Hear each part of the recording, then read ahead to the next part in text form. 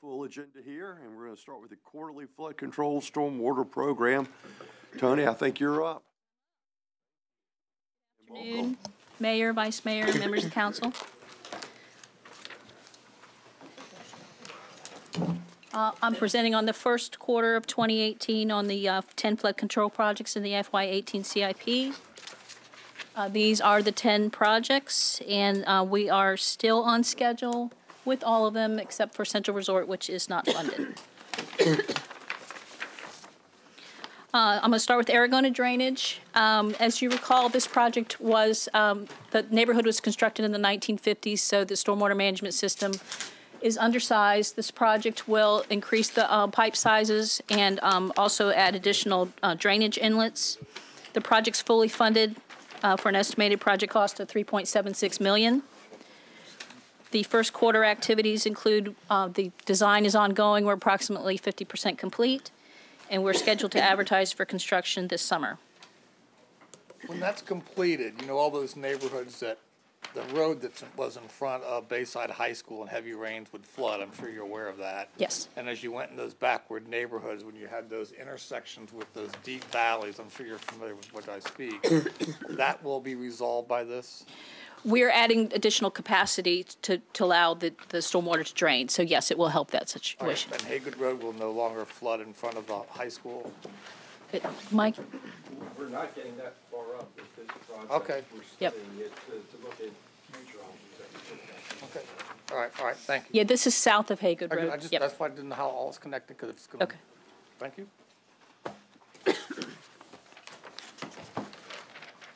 Asheville Park drainage improvements. The phase 1 improvements for this project will include a stormwater pump station, a gate control structure at the outfall of Flanagan's Lane, 2 additional stormwater management ponds, and it also includes installing a box culvert at the intersection of Sandbridge and Newbridge Road.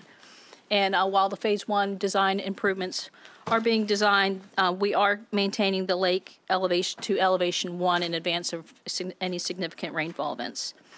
The estimated total project cost of the phase 1 improvements ranges between $11.2 million and $13.5 million, and that range is dependent on the cost of regular excavation. The first quarter activities for this project include we received the phase 1 draft preliminary engineering report at the end of December. In January and February, we met with the developer, the HOA, and U.S. Fish and Wildlife to review the phase 1 draft PER. The Deputy City Manager gave council a briefing on the project on February 27th. The final PER was completed on March 2nd. We provided the developer the draft term sheet as well as a summary of the cost participation agreement on March 19th. The Weir project was advertised this past Sunday. Bids will be opened on April 25th. And we expect construction to be complete by October. The estimated construction cost for that project is $720,000. And we will receive the 30% design plans for the phase 1 improvements at the end of this week. And when then will we be scheduling the vote on the indefinitely deferred rezoning, which is predicated on part of that cost participation? When is that happening? Mr. Moss, I think we're getting close enough to potentially sometime this week be able to put on the 3-month schedule this conversation on this term sheet so that everybody understands what that is. And then once we get at least some kind of majority approval that we're moving in the right direction, then I think maybe the 3rd week in April at the earliest. It seems to be the right. Thank you. But I gotta do this sequentially with everybody. Yes, sir. It's going to fit with the timeline. Now, will we be seeing this term sheet before it goes to the developer?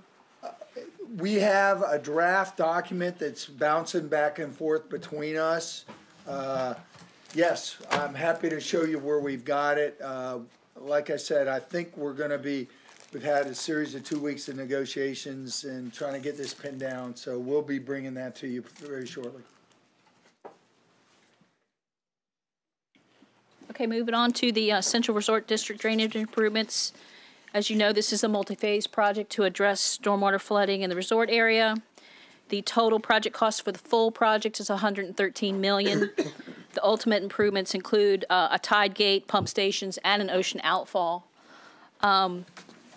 If we receive funding for this project in this upcoming CIP, we will begin design on one of the interim projects that was identified, and that is to replace an existing 42-inch pipe located under 24th Street with a box culvert or a bridge. Before you go on, how much of Oops. that project costs if we, and we haven't yet adopted any of those yet, if we do any of the projects that are planned, the dome side project, the field house, how much of that cost will be incorporated into the cost of those projects such that that amount would come down? Are you talking about the total Yeah, it's $113? $113 million. If we're putting the field house in and we're putting in this.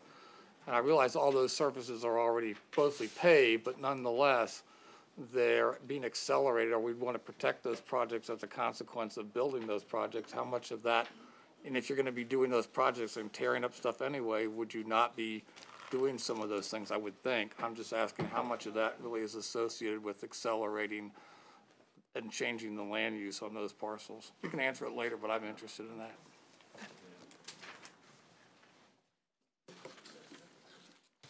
And there have been no activities on this project since the last quarterly briefing. Chubb Lake, Bradford Lake, if you recall, this is a compilation of projects to address flooding in 3 areas: Hollis Road, Church Point, and the Chubb Lake, Lake Bradford area. We're just beginning the analysis to identify the full spectrum of requirements that are needed to address the flooding. However, we do know that large box culverts are going to be required under Pleasure House Road, Northampton, and Shore Drive, and we have initial project estimates that are $32 million for all of these projects. So that leaves a balance to complete at this time of $24.4 million. The first quarter activities for this project include we continue to coordinate with the Navy to open the Weir Gate when major rain is forecasted. Today we met with JEB Little Creek to discuss cleaning the ditch between Lake Bradford and Nider Boulevard, and Public Works Operations is still waiting on a permit to remove the sediment buildup between Nider Boulevard and the Boone Clinic that's west of Nider Boulevard. There's emergent wetlands in this ditch, and it's also tidal. We have identified 2 early implementation projects. The first one is 780 feet of ditch where we're going to clear from Shore Drive north to Lake Bradford.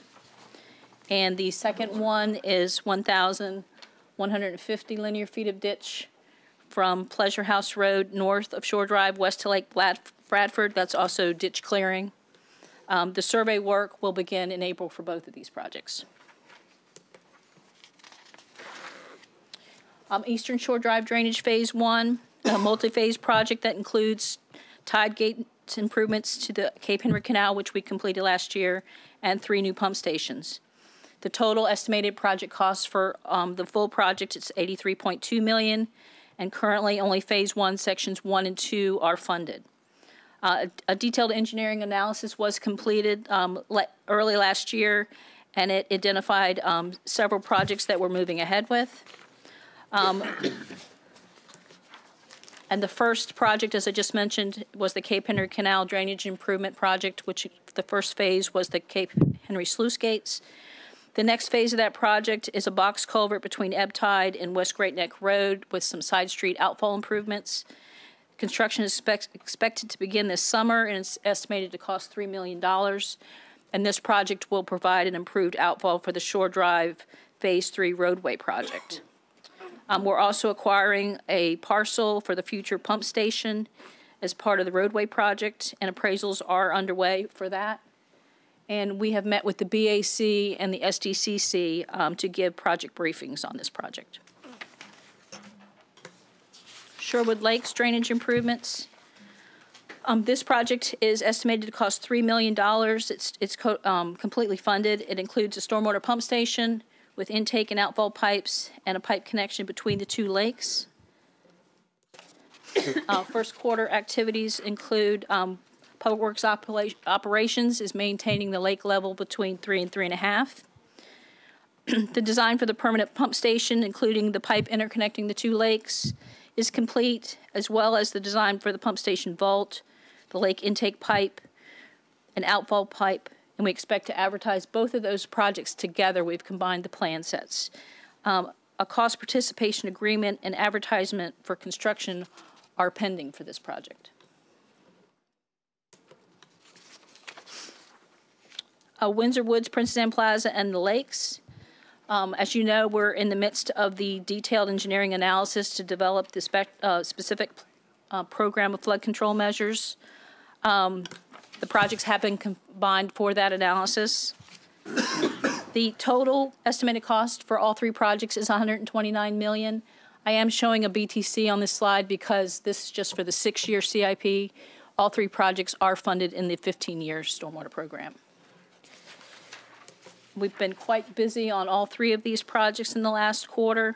On January 22nd, we held a fact-finding charrette with Public Works Operations where we discussed historical flooding in the neighborhoods, inadequacies of the drainage systems. We reviewed the potential early construction projects with them, as well as discussed any of their concerns on our solutions. We had a program solutions alternative charrette on January 31st, where we discussed pump stations, tide gates, barriers, interior drainage improvements, and we also developed new storage options for consideration. And on the same date, the stormwater models were completed for all three neighborhoods. We had a workshop to develop Princess Anne Plaza and the Lakes early implementation projects on February 6th. And on the same day, we gave a presentation to council on the FEMA flood mitigation grant projects. On February 19th, we had a follow-up charrette to continue discussions from the January 31st charrette. On February 26th, we received a briefing entitled The London Bridge Creek Pump Station Location Alternatives Draft Assessment. This brief evaluated 6 locations along London Bridge Creek for possible pump station and barriers. This brief is currently under review. On March 7th, we met with Public Utilities, discussed with them the early construction projects. Those are those 3 FEMA grant projects. And we attended 3 civic leagues. And we attended 3 civic leagues with Princeton Plaza. In my last briefing, I mentioned that we had prioritized 15 early implementation projects with these neighborhoods. The #1 priority was this project, Clubhouse Road drainage improvements. This project includes installing 1,400 linear feet of 48-inch storm drain along Clubhouse Road. And then it extends onto the Bow Creek Golf Course, as you can see in this map. This project will provide stormwater flooding relief along portions of Rosemont Road and Clubhouse Road. The design is in progress. The survey and the geotech work are underway. We hope to complete design in October. Acquisition will be complete in September of 2019. And you may think that this is a mistake on the slide, but we have construction starting in January of 2019. If acquisition takes longer than we expect, we're going to split the project into phases and begin the street construction in January while we're finishing up the acquisition to get onto the golf course. These are those 3 early construction projects that we presented on in February. All 3 projects are pipe projects.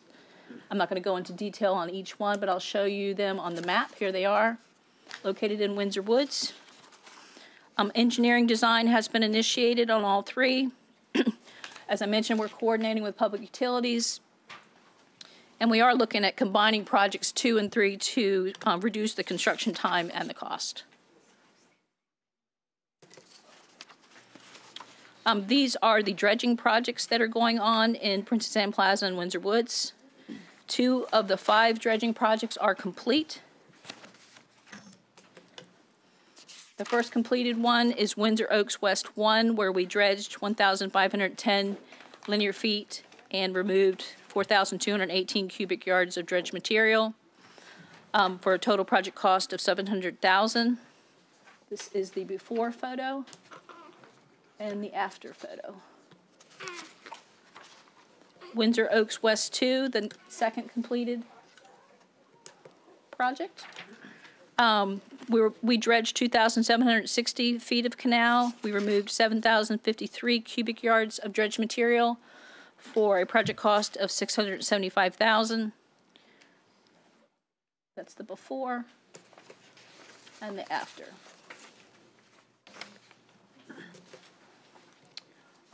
Active dredging projects, Windsor Woods Canal. We are dredging 4,100 feet and removing approximately 10,900 cubic yards of material. Notice to proceed was given in June of last year. We expect construction to be complete in June of this year for a total project cost of $2 million. North Gate Ditch. We are dredging 6,000 linear feet of canal. This ditch is actually comprised of 4 segments, north, south, east, and west. 3 of the 4 segments are complete. The south segment is shown in this photo. The east segment is the longest one and is expected to be complete in May. The total project cost is $2 million.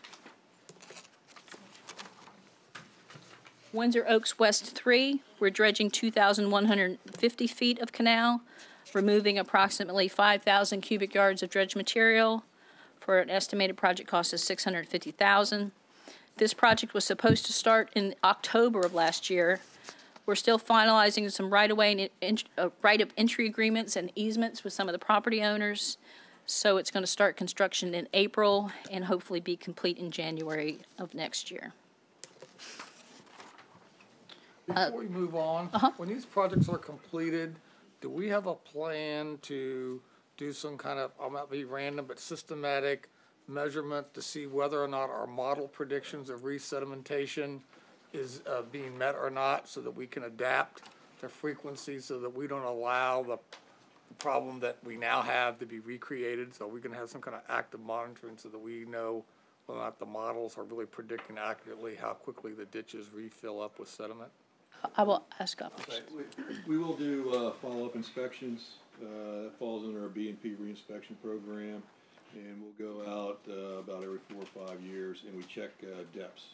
And from that, we can determine what the sedimentation rate is. Well, we might want to just do some isolated testing on some segments more frequently and see how well that 5-year period works. Sure.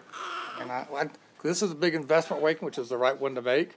But if you saw those depths where they were down to 0.8 of a foot, you know, and what time, that's just, we don't want that to happen again, and we don't want to be caught sleeping. And so, you know, there's automatic measuring devices today, so you don't have to spend a lot of labor, and they'll take that data real time and send it somewhere by radio. So I think we can do it more frequently than that, I would hope. I agree with John. I think maybe a little more frequently than 5 years. You know, I know that, you know, much longer period than 5 years to get us to this situation, but if we're investing the money, we may as well stay ahead of what we're investing as opposed to getting. There's a new CIP in the FY19. I'm sure there is. Entitled Canal Management. Thank you, Tom. Rehabilitation. I look forward to it. All right, let's move on. Okay, Stormwater Master Planning, Analysis, and Modeling. As you know, this project is updating the city's 31 stormwater subwatersheds that they were prepared in the late 1980s. This is a map of those 31 watersheds. The modeling will identify the deficiencies in the city's stormwater system for quality and quantity, and it'll also provide design parameters for us to provide to developers if they want for projects. So I'm going to go over the updated schedule on the stormwater master plans. I wanted to point out the dates on these slides are when we have a calibrated and a validated model. Final reports from the consultant usually follow about 2 months after we've received the calibrated and validated model, but we feel that the model is complete and we can provide the information to the developers once it's been calibrated and validated. So that's what these dates reflect. For the Lynn Haven, watersheds 3, 5, and 8 are complete. 4 and 7 were completed in January. 6 and 30 will be complete in April. 31 in October, and watershed 1 will be complete by the end of the year. For the Atlantic, watershed 29 will be complete by the beginning of next year. Elizabeth River watersheds. Watershed 2 will be complete by August. Watersheds 17 through 22 will be the last ones to be completed, and that'll be in February of next year. And the Southern Rivers watershed, watersheds 10 and 12 will be complete in April. 9 will be complete in August, and 11, 16, 23 through 28 in November, and 13, 14, and 15 will be complete by the beginning of next year. And that's all I have. Thank you very much, Tony. Questions or comments, please? Thanks for the update. All right, I'll see Very you. nice briefing. I'll be back in Nice to June. have. Yep. They're really nice. We're going to go to pending planning items. Carolyn and Kevin.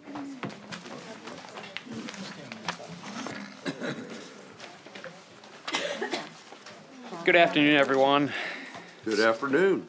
So we'll be running through two dates, April 3rd and April 17th for your city council hearings for the April. We originally had one planning item that was scheduled for your consideration on April 3rd, but as you will see, we recently received a notification from the attorney that requested a deferral of this item until the May 15th city council hearing, so we'll save this one for the next time. Wait a minute, please. Yes. How are we going to notify the public other than just putting because I know everybody's geared up to expect it the third. What are we doing? And what's magic about this? What are they needing the deferral for, and what's magic about May 15th? Unsure exactly. There was a request that came to us last week, so we can look into further information for why that deferral is being requested and get that to you.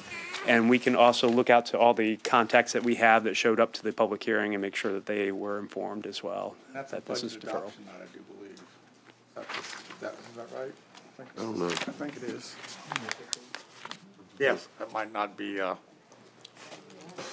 might not be a good night for that. I'm just saying. Long night.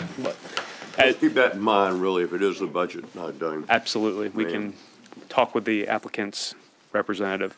So as this was advertised, you will have to vote to defer this item. So we'll skip that. So there are 5 items that are scheduled for April 17th public hearing. All 5 were recommended for approval by both staff and the Planning Commission. The first item is a conditional use permit to operate a commercial kitchen within an attached garage for the preparation of food products. All products produced will be sold off-site. No on-site sales will occur at the residence. The applicant and her daughter will be the sole operators of the kitchen. There's no known opposition to this request. Next is a request to modify the conditional use permit for motor vehicle sales in an automobile repair establishment, and a request for a conditional use permit for a car wash. The applicant currently operates a car dealership along Virginia Beach Boulevard and has purchased this 21,000 square foot parcel that's located behind it. An addition is proposed on the backside of the existing repair shop. The addition will include additional service bays for service work and a car wash that will be limited to service customers only. There's no opposition that was presented at the public hearing as well. Next is a request to rezone 4.3 acres along Virginia Beach Boulevard to conditional B2. The applicant desires to redevelop the site with a 45,000 square foot rooms to go furniture store. The site will be accessed via 2 points of ingress-egress along Virginia Beach Boulevard and 1 along Toy Avenue. There's no known opposition to this request. Next is a request to rezone a small 2,200 square foot site from A12 to R5S. The site is currently developed with a single-family dwelling that was constructed in the 1930s. As the apartment district does not permit single-family dwellings, the structure is non-conforming in nature. The applicant desires to remove the existing cottage and redevelop the site with a 3-story side-loaded dwelling. Due to the site's small size and the proposed structure will still encroach into the front and side yard setbacks, but to a lesser extent than the existing dwelling. Deviations to the setbacks are requested and supported by staff. No opposition was present at the public hearing. Finally, this is a request to subdivide a 15.5 acre site that lacks street frontage into 2 lots. Because of the lack of frontage, a subdivision variance is required. In addition, this site is within the Agricultural Reserve Program. The applicant is desiring to exchange the location of an existing undeveloped home site with one of the proposed on the lots to be subdivided. So as you can see here from the existing rectangular parcel that's in green at the bottom of the screen, along Vaughn Road to Lot C2A1, which is the square green parcel. So that's going to be the exchange site. So the existing one's in the rectangle at the bottom. The proposed is going to be in the square up here. That will be presented to you by the Department of Agriculture. This today is just simply a request to grant the variance to create Lot C2A and C2A1. We are unaware of any opposition to this request. Thank you very much. Any questions or comments? We'll move on. Oh boy, that time of year. So, as Mr. Bradley assumes the position and we bring up his PowerPoint, Jesse's gonna man the computer. Mr. Kevin Chandelier here is the CIP director. Here is Jonathan Hobbs, who does the operating budget for David. Mr. Bradley's joined us, and Jackie pulls it all together. So I wanted you to see the team that's been working for the last 6 months with all the department directors and all the program managers and all the CIP overseers to put together the city manager's proposed budget to you for FY19. And so what'll happen is we will present this to you, and then we're going to follow this up with two. Normally we would end our briefings for the day, but because we've got a couple serious issues to discuss, I've added 2 more briefings. That'll be a waste management enterprise fund discussion, and also a long-term debt presentation to provide a basis for your deliberations and budget approval process. All right, David, we're glad to have you, and thanks for the whole team being over here. Happy to have you. All right, thank you, Mayor. I'm going to go ahead and dive right into it. So there were 5 themes that kind of guided the budget as we were going through it. So let's call it headlines for the purposes of today. First one is public safety. This budget will add 11 police positions. 10 will actually be police officers, 4 sheriff positions, 3 will actually be deputies to assist with the medical program, 3 positions in the Commonwealth Attorney to help with another phase of the body-worn camera program, and there will be other departments getting some money in that as well. 2.5 in fire. 1 will be a strength and conditioning position that will also help police and EMS because obviously the physical part of their jobs are very important. EMS, there's a scheduling and safety position and a support position in emergency management. We also talked about that police radio encryption project. That's included. Moving on to economic development, we spent a lot of time talking about these projects. As a matter of fact, last week I gave a briefing on the TIF, TIP fund, and exactly where those projects are funded. So they're included in this. We also have $1.5 million that's added for investments in biomedical and cybersecurity. Education, the school board adopted their budget earlier this month. They continue the implementation of full-day kindergarten. 12 more schools will be added in fiscal year 19 for a total of 35. 28 additional teaching positions that will help reduce class size, as well as 12 high school counselors and 13 technology positions, among others. Infrastructure enhancements. As our city ages, we're focusing a lot on our capital improvement program. You've already had briefings on every section in February and March. There is, as the city manager presented in his letter on Friday, a change in ARP proposed. We'll use some of that money to invest in stormwater, and I'll have a slide on that shortly. Schools will have $324 million over the next 6 years. Roadways, $362 million. And there's $1.75 billion planned over the next 6 years. An investor in our employees. Both the city and schools are proposing 2% pay increases. The schools are doing it by a general increase and a step increase.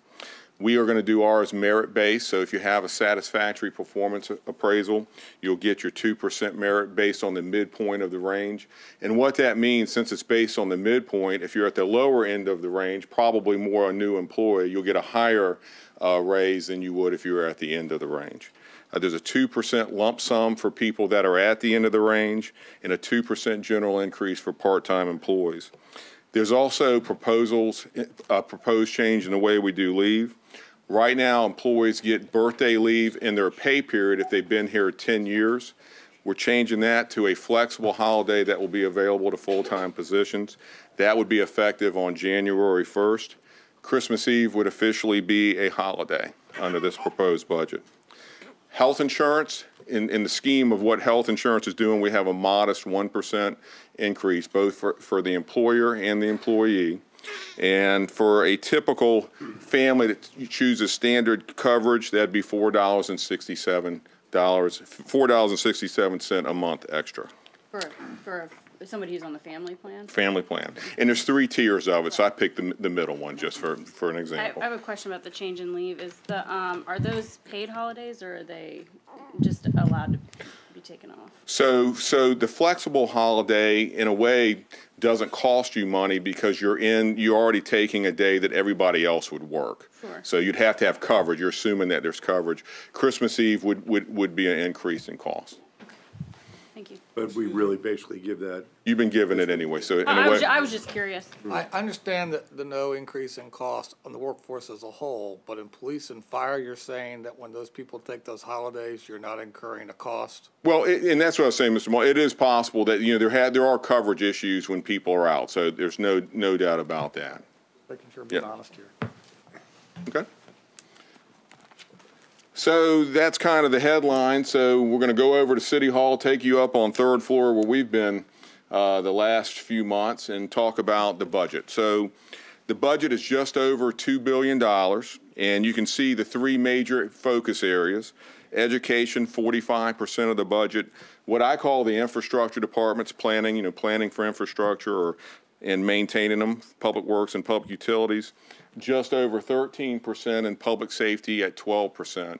Those 3 focus areas are 71% of your budget. And I think if you looked at that over time, that ratio would be pretty consistent. You can see the other focus areas as well. So let's compare this year's budget to next year's budget. The budget is growing 2.4%. We use like Kiplinger, for example, as a newsletter that does some forecasting. They're projecting CPI to be 2.6% at the end of this calendar year, so this would actually be a little under inflation. So kind of looking at each of these categories and just giving you an idea. So personnel in fiscal year 19 includes the school pay increases and additional positions. It doesn't include our pay increases yet, and I'll explain why. Fringe benefits, 2.7% increase. VRS is going up. That is a number that we get from the state, so we don't have control of that. And I talked about that health insurance going up by 1%. Operating expenses are supplies, contractual services, those type of things, city and schools. So payment to SIPSA, for example, would be there. The payment to Norfolk for water purchase. Capital outlay and leases, most of that increase is happening on the school side, but capital outlay is equipment, not the big school projects, but it might be a motor vehicle or something like that. There's also a lease increasing on our side. We are proposing a lease for the voter registrar because she has some security issues that we're trying to make sure we can fix, and storage issues. So I'm going to skip debt and pay-go for a second, just talk about reserves. That $30 million, I just want to make sure everybody understands when I say reserves or reserve for contingencies, what that means. So that's an appropriated amount of money. It's not fund balance. And almost 27 million of it falls into 3 categories. 9.3 is compensation reserves. That's that 2% we were talking about earlier. We don't distribute that until council makes final action in the budget. Because if we put it all out there and if there was any change, it's just complicated making those changes, especially between reconciliation and when council adopts the budget. When I briefed the TIP last week, we said that there'd be $9.7 million extra in fiscal year 19, or revenue compared to expenditures. We got to have a balanced budget, so we put that in something called a reserve for future commitment. And it's the same thing with the Sandbridge TIF. There's going to be money that we usually declare surplus. So once again, we have to have that balance. So those 3 right there are 27 of the $30 million. We also have what we call regular reserves. So if a grant comes up and we have to match or something like that during the year. So I just want to talk about debt and pay-go separately. Part of this change is with the ARP and not buying treasury strips going forward. the debt service that would be one reason debt's going down. It's also why the change in PAYGO, one of the reasons for that. So just wanted to compare the budget over time, looking at the last 10 years. Let's talk about that blue line first. In fiscal year 9, the budget was $1,760 million. Today, it's going to be $2 billion and roughly $17 million. That's a 15% increase over 10 years, but on an annual basis, that's 1.5% a year, and that's what the budget on average has been growing. If you look at the green line, we try to adjust for inflation or put the 2019 budget in constant dollars. What would it look like compared to 2009 adjusted for inflation? It's actually gone down $47 million or just under 2.7%. But even with that, we've been able to open the animal care shelter, multiple fire stations, the Housing Resource Center, Williams Farm Rec Center, and the Joint Use Library. But it's also fair to say if you looked at real family incomes, they look just like that green line and maybe lower. Yeah. And I'm going to talk about the budget's impact on families too shortly. So let's get out of City Hall. We'll go out into the community and let's look at revenues. So you can see that the biggest local revenue source we have is real estate, obviously at 28%. We had 5 years of declining assessments during the recession. We're now in our 5th year of increasing assessments. So the housing market looks like it really has turned around, as modest as it is. State revenue is the second biggest source. By far, most of that goes to schools. We do get a little bit in human services. I'm sorry to interrupt you, David, but where are we getting this number from the state now? Because we don't have a budget. I mean, how did we determine this number? Most of it is not as complicated as you think as far as we have a feel for most of it. We take our best guess of where we are based on where they left the budget. So, for example, human services and VDOT money, which is what we mainly get on the city side, we have a pretty good feel for what that will be based on the past. Could be off a little bit. We get what's called 599 money, and I think council that's been around a while knows that if the law enforcement function is done by a county, they get reimbursement for that because it's part of a constitutional officer. The sheriff does it. In the urban cities in Virginia, since we don't have our law enforcement function to the sheriff, we get kind of a amount of money for that. We got 599 funds anymore. We still do. Yep. I think it's $11.7 million. And, that kind of number could change a little bit, Mayor, but, I think the others we feel pretty confident in. Thank you. Didn't mean to interrupt you. No problem. The bottom green here, personal property, that's the second largest local source. That's the one we always have trouble predicting at some level because most of it doesn't come into June 5th. And you can see some of the other sources that we talk about from time to time. So let's compare this revenue year to year. Real estate, we're projecting to go up 3%, and you just had the assessor come in and said assessments were growing 2.8%. We're a little higher on that because new construction starts have done a little better last year into this fiscal year, so we have that increasing. Personal property at 3.6%. There is a proposed tax increase there. I'll talk about that in a subsequent slide. Do you have a chart later that shows the normalized value if you don't get the increases that you're asking for? No, I have it in the executive summary. I think it's the total budget grows 1.9% if we don't have the rate increases. It's in the executive summary. Thank you. Yeah. Consumer revenues, business license, sales, restaurant, hotel, they've been hovering around 3% in total, some doing a little better than others. Permits and fees and charge for services, think about stormwater charges, water and sewer charges, going to a rec center, those are in this area. Fund balance, you'll see that's going down. Most of the fund balance usage is on the school side. Usually when you use fund balance, it's for a one-time only thing in the operating budget. If council recalls, as the older SIPSA agreement was expiring, we used general fund balance as a way to mitigate those changes. Fiscal year 18, we had $5 million. That's going away, and that's why you're seeing that drop. State revenue is basically flat, so as we get more information, we can finalize that. Federal revenue, most of that goes into the schools, a little over 3%. So we want to talk about the impact to our citizens as we put this budget together. So let's talk about some of the major tax and fee changes. We're recommending the cigarette tax go up 10 cents and this is for the biomedical and cybersecurity initiatives we talked about earlier. We're recommending the vehicle license detail count go up $2. You may recall the manager sent you a letter in December. The cost of administration has gone up for the Department of Motor Vehicles, so he did not want to pass that through in the middle of the fiscal year, and we're recommending that as the new fiscal year starts. The Stormwater, Council has already approved this. There's no action that needs to be taken. That you had a 5-year, 2.5 cent a year increase. This would be the second year of that. Waste Management Fund, we're recommending go up $1, and that would be to help. It's a new enterprise fund. We want to make sure it's fiscally healthy. So we have that in there, and you're getting ready to get a presentation on that right after this one. In personal property, we're recommending go up 10 cents. And and by the way, all of this is on page 60 of the executive summary if you want more details. There's some other fees, parks and recreation, and planning. So let's move on. Is that really true that the council doesn't have to reauthorize and appropriate the rate? He just said that if we did nothing, the rate would go up. I'm not so certain that's true. You adopted a phased rate schedule, but you are correct that you would have to appropriate the money. Correct. But not adopt the rate. Yeah, but you can't spend money we don't appropriate. Yeah, yeah. Okay, so we're showing a vehicle here. 80% of the personal property tax comes from vehicles. So let's talk about this. So I've kind of mentioned what that 10-cent increase would pay for. So remember, we added 30 cents to this several years ago, and this would be another 10 cents, and that'd have 40 cents dedicated to personal property. That still does not cover all the costs associated with it. So in a sense, we've used revenue from like sales tax, real estate, personal property.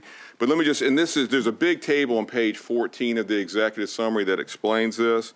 But since fiscal year 15, we've been able to add 41.4 police positions, 5 in ECCS, 7 in emergency medical, 7 in fire, 11 in sheriff, and 7 in Commonwealth attorney. So we've used this money to move public safety forward. What's one of the interesting things about Virginia law is personal property is done on a calendar year, not a fiscal year. So we're only really able to recognize about half of that revenue this year will be effective in January. But as we go into fiscal year 20, it will be annualized, and that's when we're expecting the Burton Station Fire and EMS to come online, so it will help assist with that as well. The average household impact, we have 2 tables on page 21 of the executive summary with a lot more detail. What we try to do is capture how the median home value changes, and we figured out that I think the average car value is $8,200. We assume 2 cars in a family. So we have it going up $92 a year if you pass this budget, or just under $8 a month, which would be 2.1% increase. Also look at our tax burden, how we compare to our neighbors. So one way to look at tax burden is compare per capita expenditures to per capita income. We do well on this and we'll be the lowest in the region. So let's talk CIP. So here's a chart that kind of shows where we're at now as far as our CIP. Roughly 50% of it is sustainment, maintenance, rehab. Another 9% is resiliency, think stormwater. So 60% of our budget is geared toward those issues, whereas only about 1/3 of it is new facility construction. Now, I got here 30 years ago. I'll date myself. I would venture a guess that the orange and blue would be reversed 30 years ago. We were a growing city, and we had a lot of infrastructure. We were trying to catch up with the referendums, the schools, the roadways, and so forth. But now we got to maintain what we have. So kind of wanted to show it to you by different categories. You can see that year 1 of the CIP, which is called the capital budget, what would be appropriated, is just under $397 million. Years 2 through 6, which are programmed, so we recognize it now and we try to do our financing and long-term forecasting around that, is $1,350 million. One of the things that stood out to me when we were putting this table together is obviously stormwater is important to city council, it's important to the city manager, but when we put it together, if you notice that blue box that showed up, now when you look at years 2 through 6, stormwater will be the highest planned expenditure in the budget. I looked at this 2 years ago before we really started getting into this increasing stormwater program. It was 5th. We've basically doubled the annual appropriations in stormwater over a two-year period. So let's talk about the ARP. The city manager sent this out on Friday and the proposed changes. So right now there's 0.9 of 1 cent is dedicated of the real estate tax to ARP. The proposal is to take 0.7 cent of that and move it towards stormwater, which is roughly $4 million a year. 0.05 would go back to the operating budget of the agricultural department and be able to maintain some of the administration of this. 0.15 cent would stay in the program, and along with the fund balance would be drawn down over time, would be able to pay the existing commitments that we have to date. No more strips would be purchased going forward, but the 25 years of interest payments that we have to make out of this fund would be able to be fulfilled. So, just kind of finishing up, you know, you have 10 council goals. We try to align the budget to your goals. We talk about being a community for a lifetime. So how does this budget help you achieve that? So your first goal is grow the local economy.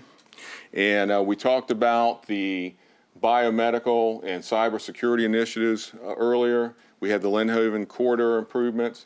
We have some new staff and planning that we think will help with the counter experience that you get when you come in and have to work on your plans. Maintain a financially sustainable city. We have a new ERP system. So what is the ERP system? Enterprise Resource Planning. Think of that as our financial system. The financial system that we have right now is almost 20 years old. It's hard to believe. And the budget system that we use is not connected to that. So we're trying to have an integrated package that will be kind of the standard going forward. We need new scheduling and time system, CIP. Police is a 24/7 operation. A lot of that scheduling and all is done manually along with fire. We have Parks and Rec, that's a 7-day operation, libraries. We're able to add some FTEs in information technology, and we did that by reducing some contractual services. Improve the transportation system. Phil Pullen gave a presentation not too long ago. We have $194 million of projects getting ready to go out on bid. You can see 3 bridge replacements. I just picked 4 of the bigger roadway projects, but some significant roadway and transportation money getting ready to go into construction. Revitalize neighborhoods and plan for the future. We finished 4 of the initial dredging neighborhood projects. Bayville Creek, Old Donation, Shadowlawn, Harbor Point. Of course, we're still working on the stormwater projects, and that work is ongoing. Be a competitive year-round destination. You know, we've talked about the projects at the oceanfront, but we have some interesting projects with the aquarium, the Marsh Pavilion enhancements. We'll renovate exhibits, create a play area for children, have a better customer experience overall. Also, the Aquarium Veterinarian Care Center, you'll be able to observe the medical staff as they work on animals there. Be the safest city in the nation. I've talked about a lot of these things, but I did want to mention the Fort Story Engine Company. Council approved 15 positions in this budget. We've annualized those going into next year's budget. So we've added to our fire protection. Be an inclusive community. A lot of things happening in this area. I think Mr. Friedman gave a presentation last week, Housing Resource Center getting ready to open. We've added a position to increase our diversity in the arts. We need some administrative support for the dental program we have. 10 new positions in human services, expanding the summer youth program.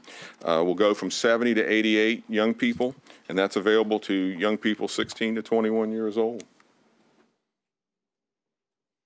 World-class schools. I've already talked about this on one of the opening slides, but I want to mention to City Council that on April 24th, the school board and superintendent will be here, and you'll have an opportunity to ask them questions. Leverage data and technology. We have just under $143 million in technology projects, counting appropriations to date. We're really working on improving our manual processes and enhancing the citizen experience when they come to us. So the case management software is something that the Commonwealth Attorney has. Going to online library card registration. Publicinput.com is something that I know Julie Hill has felt has been very successful so far.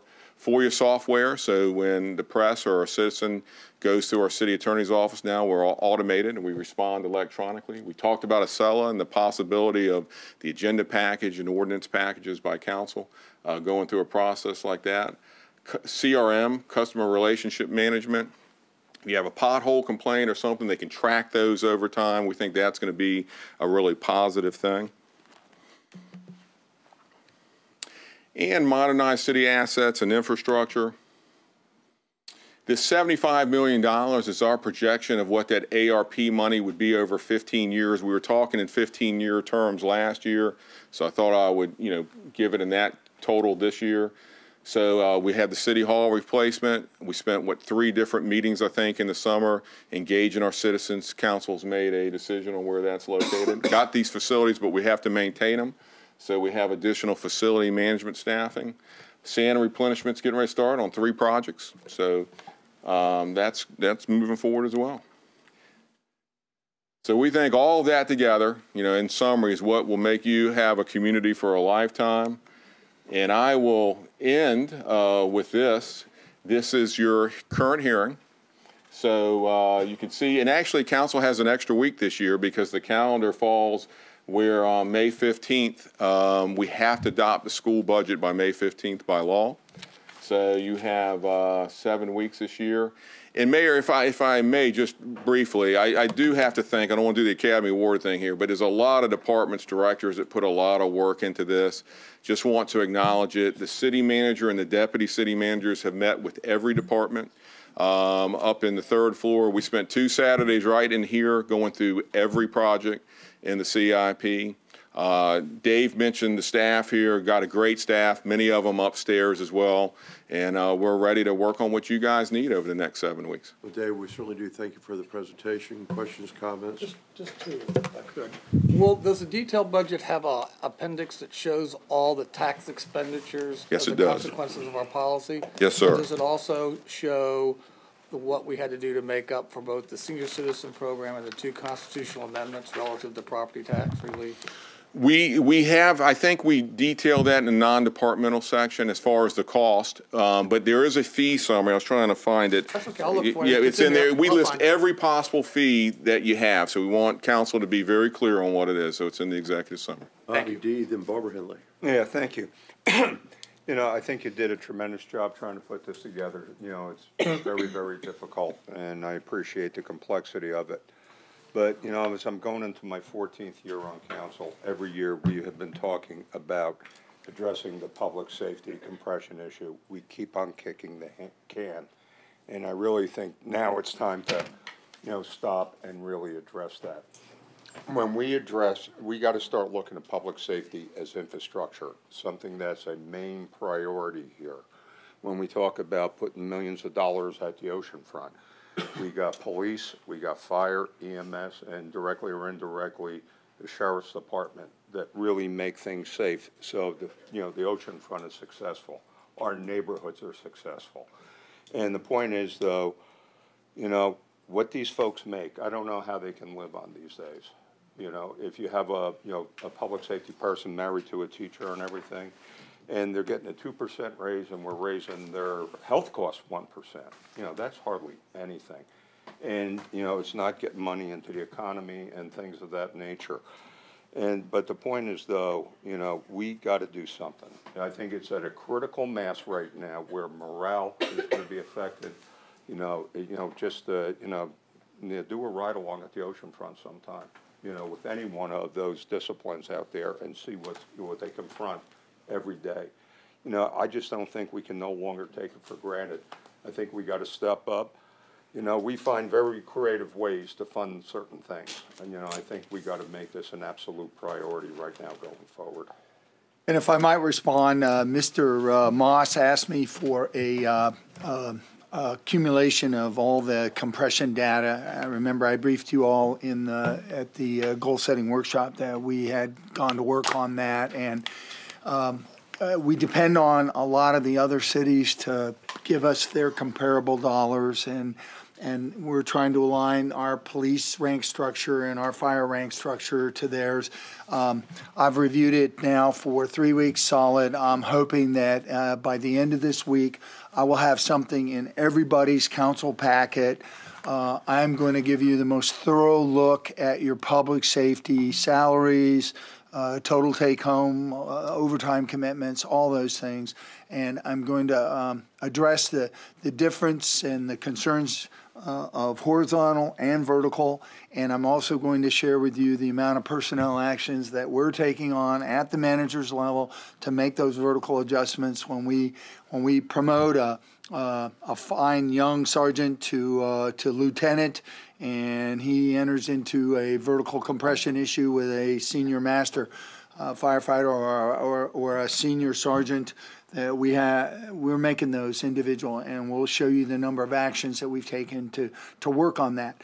I have the same concerns that you do, Mr. Dyer, and I'm sure the rest of the council, and we're very appreciative of what public safety does, and we spend a lot of time worrying over their pay and their compression issues. So I will present that to you. I will schedule a briefing, sub-briefing, to get everybody up to speed as part of your budget deliberations. I'd appreciate that, Dave. Yes, Thank sir. you. Yes, That'd sir. be great. Barbara? Well, it's a glowing sounding budget, except for the southern part of the city. And you can imagine my shock when I heard for the first time Friday afternoon that even there was any consideration of using Agricultural Reserve Program money. It's our ARP. I think we've come to take it for granted. As time has passed and there's been a lot of turnover of people, the value of it is not being fully understood or appreciated. Our ARP was the first in the state, and now there's even a state program for farmland preservation that was spurred by our program. We plowed the way. It took years for us to learn how to deal with the sprawl that was devouring our land and to develop this program. During the 80s, when we were in the midst of the building boom, we could see that sprawl was gobbling up the whole city. In the South, it was farmettes. We tried to control it with regulation, and that we found just didn't work. It was not fair, and it was totally unacceptable, and it caused a lot of pain. We looked at TDRs, transferable development rights. We spent a few years trying to convince the General Assembly to give localities that tool to guide development, but of course that was to no avail. By the early 90s, the extreme pressure for continued sprawl was winning. Citizens recognized that something had to be done soon. A practically unheard of coalition between people from the agricultural community and the environmental organizations came together to try to find a workable solution, and we looked at PDR. It was the genius of Bill McCauley who found enabling legislation that would allow the purchase of development rights carefully crafted, and that's what we set out to do. This took another couple of years to develop, and then to convince the property owners that this was the right path to take. And after all of that, it finally came to the city staff and city council who were willing to give it a try, and it was adopted in 1995. You have been spared the pain of having to deal with farmettes. This voluntary choice provided in the ARP has been embraced by property owners as a fair and better option to capture the equity in their property and still keep it as farmland. The city of Virginia Beach would be a very, very different place if we had not adopted the ARP. 10,000 acres in the South would probably now be converted to residential use. Thankfully, one of the first properties that came into the program was the Dawley property in West Neck. If you sit at the stoplight at Indian River and West Neck Road, you see the clear effect of ARP. To the south, you see undeveloped farmland. On the Pungo side of the creek, the Flanagan Farm was one of the first in, and that's been the plug to protect that side of the river. If the transition area had used ARP as originally intended, we would have a very different set of circumstances than what we're dealing with today. $35 million to fix the drainage in Asheville Park. The offer value of the ARP properties at the time of their applications totals about $46 million. But that was acquired and funded with the purchase of about $14 million in treasury strips. Of course, you have to add the interest cost in order to total the cost of the program. But if we were to calculate the cost of extending infrastructure and the cost of providing services if the area had been allowed to develop unchecked, the city would still be far ahead with ARP. Also, unchecked development would mean that today we would have precious little agricultural land left. When the program was adopted, we could see the benefits being the continuation of a viable agricultural industry to contribute to the city's diverse economy, the reduction in the need to extend major urban infrastructure to the south and then provide services to the additional population, protecting the environmentally sensitive areas of land and waterways, and preserving open space in the rural character of the county. But the program has had many unanticipated beneficial effects. One of those unexpected benefits has been helping to keep the Southern Flyway free from housing, a benefit to Oceana. Not even on the radar in the early years was this question of sea level rise and stormwater control. Now, I don't know for sure, but common sense tells me that the first line of defense against the effects of sea level rise is keeping structures out of the threatened areas. And this area in the south is threatened. Even building on the narrow ridge, it sends the stormwater down through the lower properties to reach either the river on the west or Back Bay on the east. It's my understanding that our process with the Dewberry study is that in the fall, we will be seeing some draft recommendations of how to address the sea level rise issue. At that time, we're going to have to make some tough decisions about what to do for the future. I have to believe that we're sitting here now with one of the best tools that we could have for beginning the process of addressing flooding in the South, the ARP. Instead of abandoning it, I think we're going to find that we need to strengthen it. But that decision needs to come in a few months when we have the scientific data to guide our decision making. Yes, there are going to be engineered choices, and maybe some of the ARP money can be allocated to some of those needs. We've used ARP money before to supplement other needs. $5 million ARP dollars went to help establish the open space program. This is a tried and tested, accepted, proven program. It's the best option already in place to help the southern areas address sea level rise.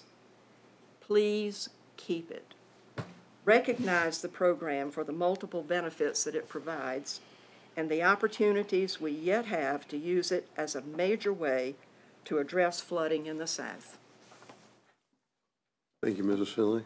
Mr. Moss? I don't have any, let Barbara's solely stand as it is, but I do want to make it clear that the Asheville Park issue and the $35 million bill is because we, the city, accepted a drainage system that we never should have accepted. It's not because if it hadn't built right that it would have flooded.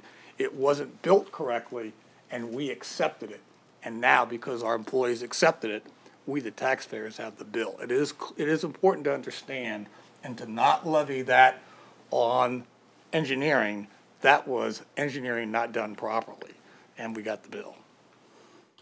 Other questions or comments? Yes, Bobby. Yeah, thank you. And I'm sympathetic to Mrs. Henley's, plight, and she started a program a number of years ago and everything.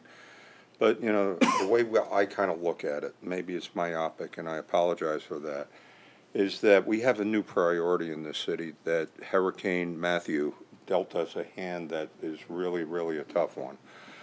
And sometimes we just have to reassess priorities and put the money into where it's got to be right away.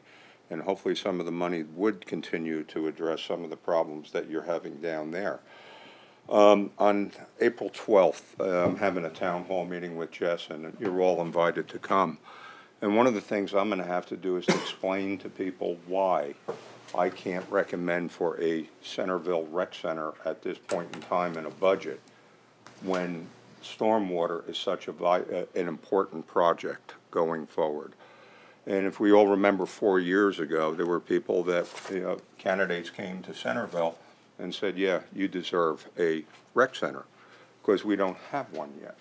But the point is, though, is it responsible for me to bring forward a $30 million ticket, and it costs $2 million to run every year, when we have such outstanding and pressing needs? So I think we have to funnel a lot of our resources and at least be open to discussion, to bring these forward. Because I'll tell you what, as a home care therapist, I was in many, as Jess and Shannon have been in many of the homes, and a number of us have been in many of the homes that were adversely affected to that.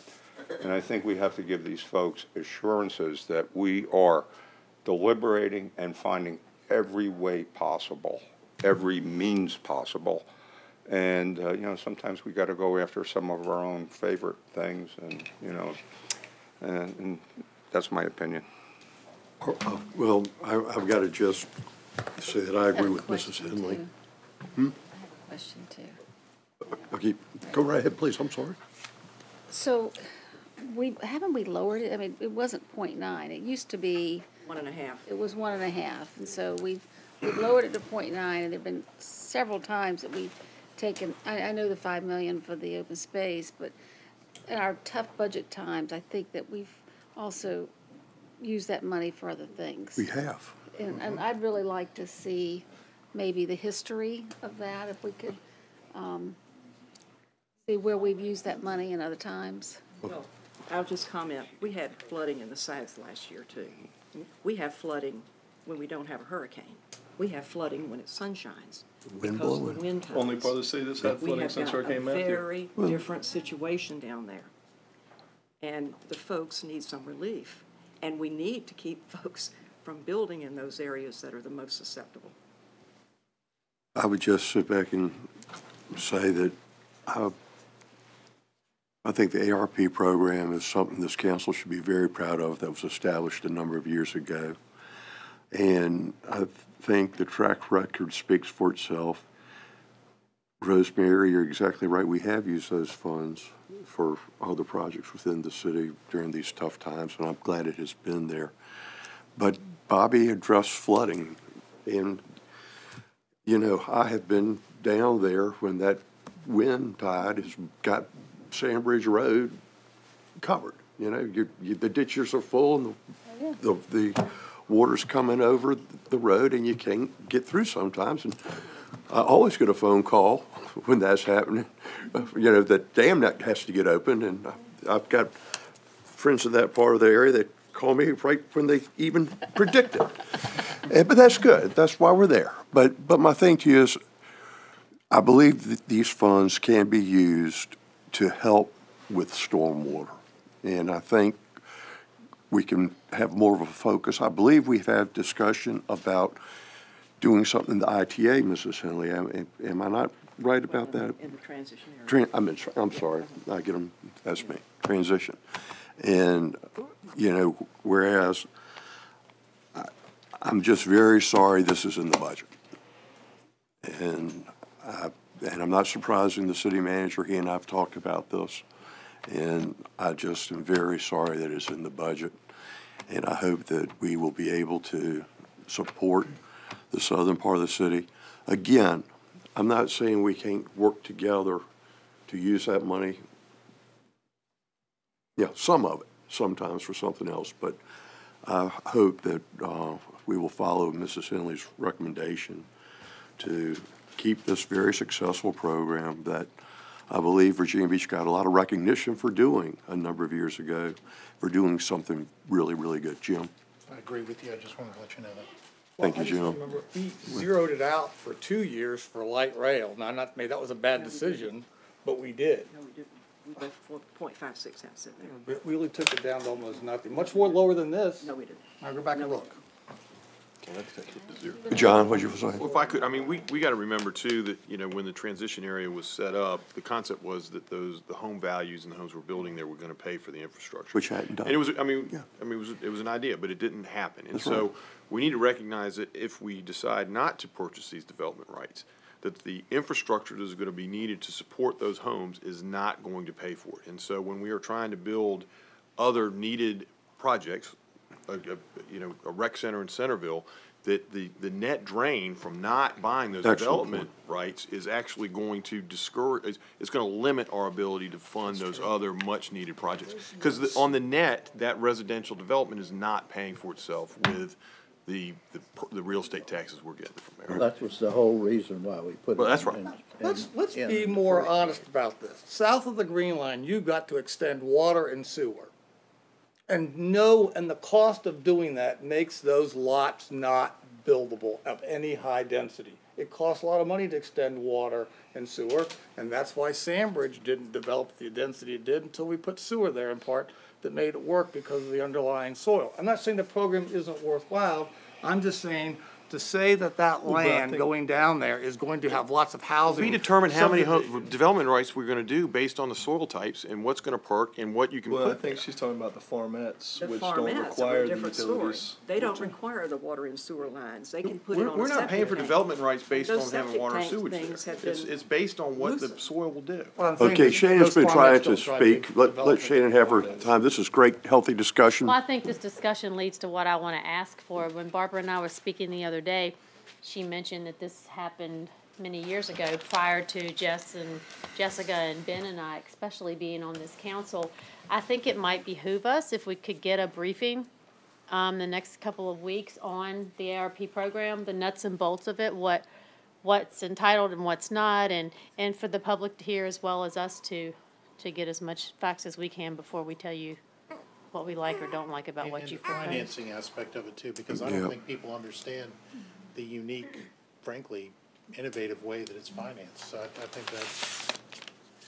We just in February got an audit report from Lyndon's office, and it was pretty glowing. But the unique way that this is funded with the treasury strips and buying those treasury strips that then cover the debt at the ultimate time is extremely unique. And, you know, we're talking the southern part of the city where people still use septic tanks. And what used to require a 5-foot elevation to get a septic tank now is much lower elevation because of these alternative systems.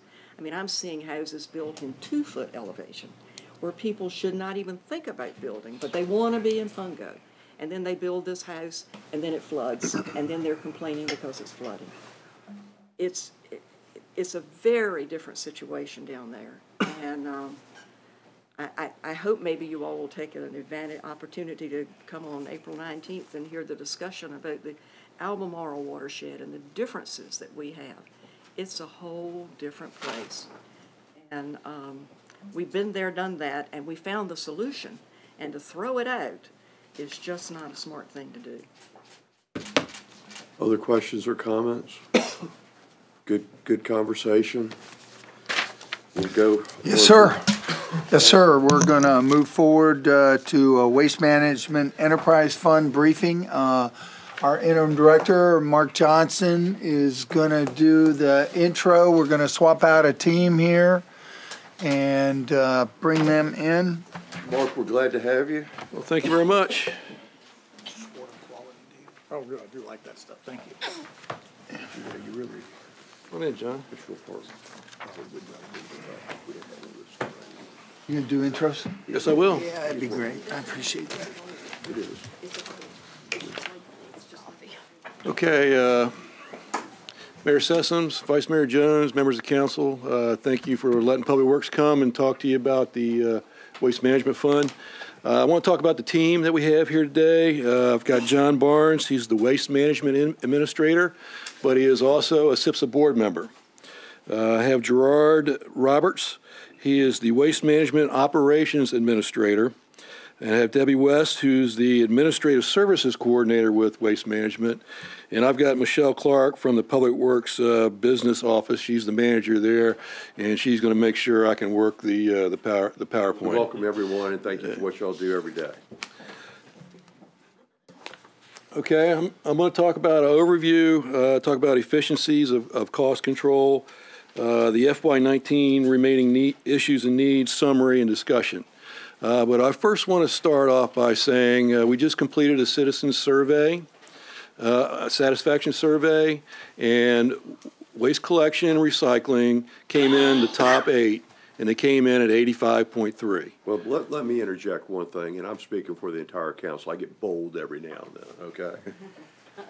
That this is a first-class organization within our city. Waste Management does a superb job, and I am speaking, every head's nodding. Please pass on. We appreciate what they do every day. I know it's not easy work, but the bottom line is we got some dedicated employees doing mighty fine work, and I thank them on behalf of the council and the citizens. Well, thank you. And I will tell you, if you ever sit down and talk to John or Gerard, they're always coming up with ideas on how to be more efficient and drive costs down and provide a great service to the city. Well, what I like, I've made some friends, and when the truck goes by, they honk at me. Going down the street, they honk at me. Honk at me. They do that, I'll tell you. I love it. They do that. Okay, I just want to talk about the services that they provide and give you the baseline. The baseline is the budget this year is $40.5 million, 157 FTEs. The first service they provide is the automated collection. That's the black can pickup every week. They service 123,000 homes every week. They're consistent. Bulky item pickup. They typically have 8 trucks out during the day, and each truck has about 80 work orders to process every day.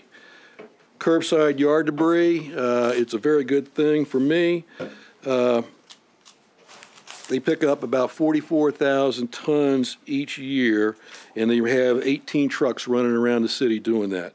And of the 157, 125 of those FTEs are devoted to that service there. Recycling collection, that's with a contract with Tidewater Fiber. It's a $4.2 million contract. That's the blue can that's picked up every other week.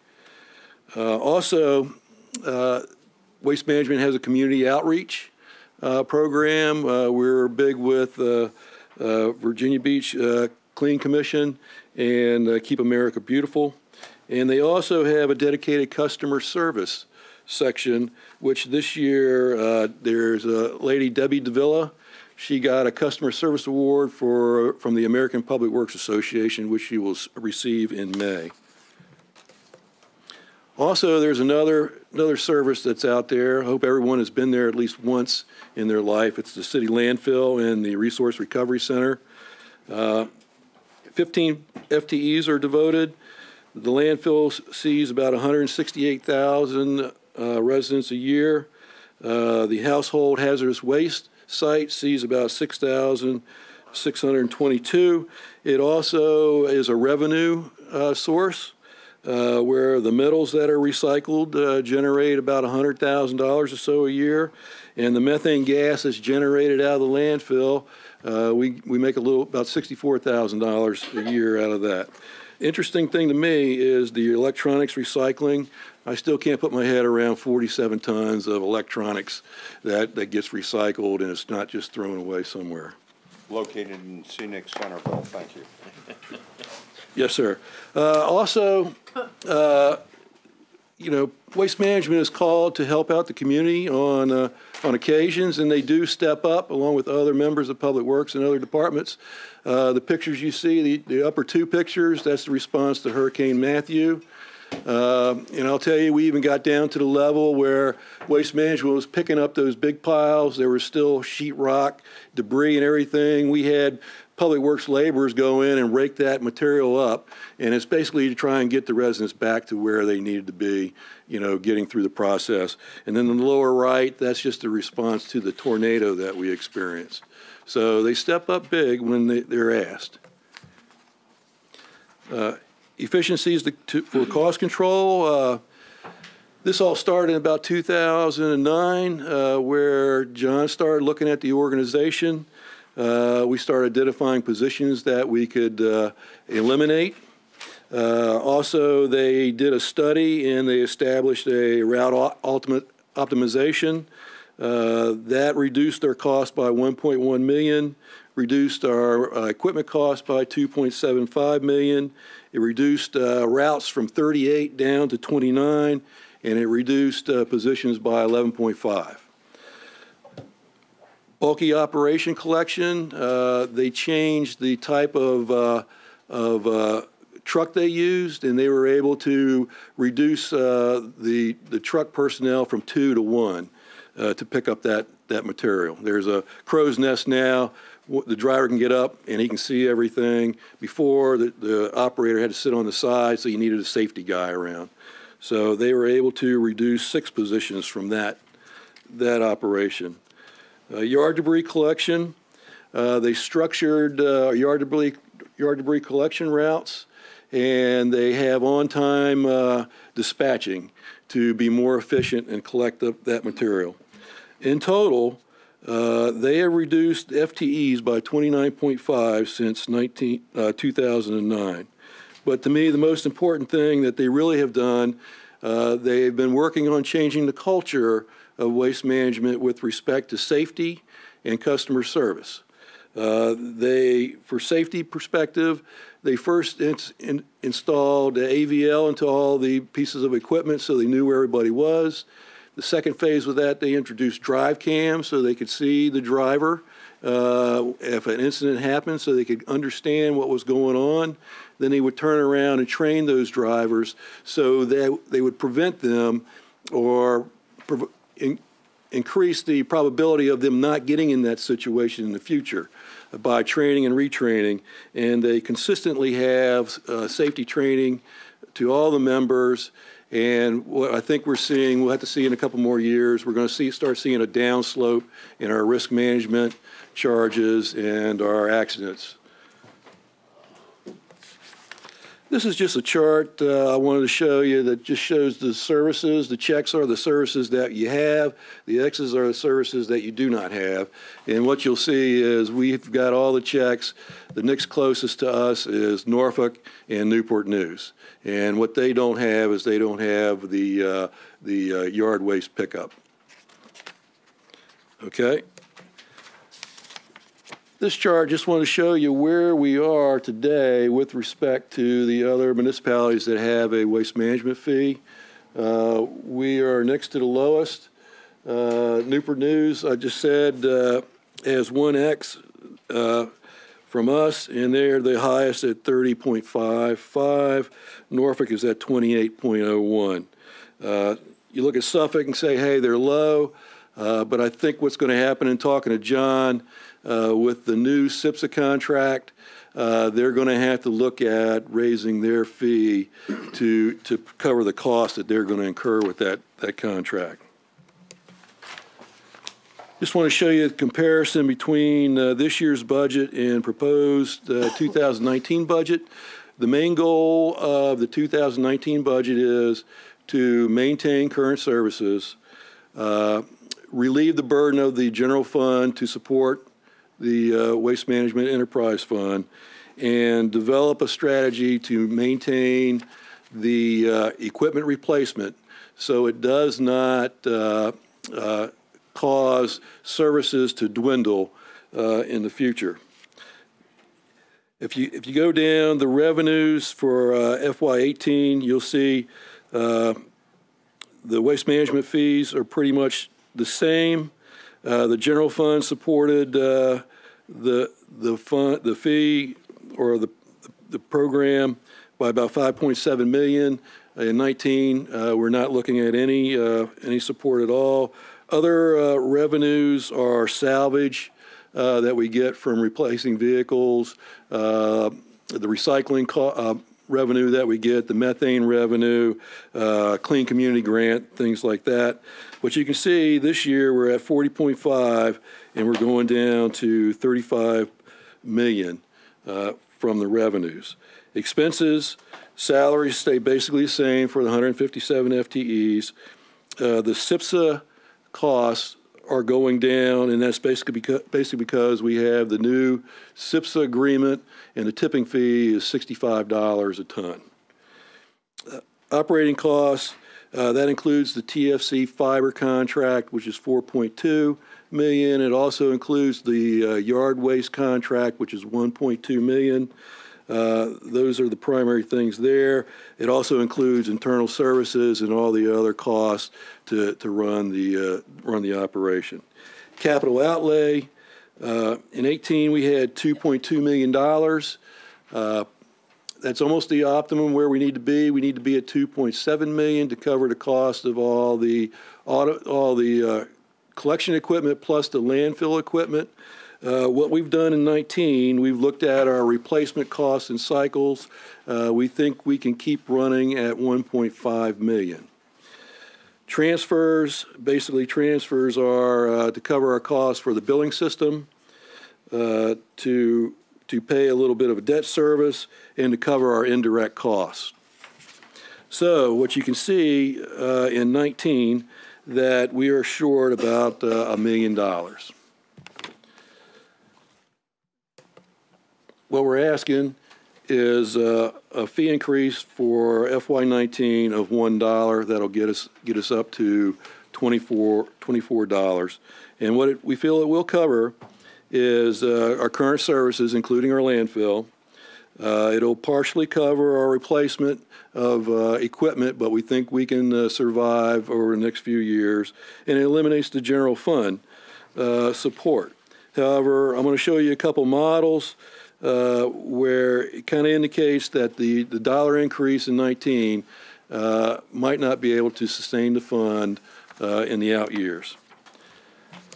This is just an interesting chart where we try to figure out and remember what happened to the fee.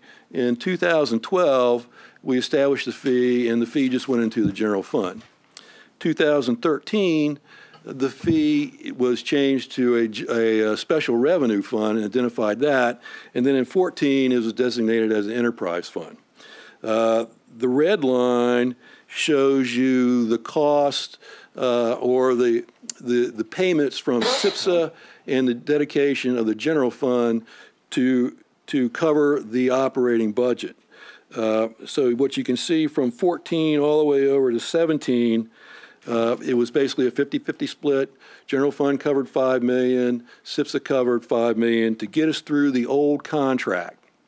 And the old contract, if you remember, had tipping fees of up to about $125 a ton.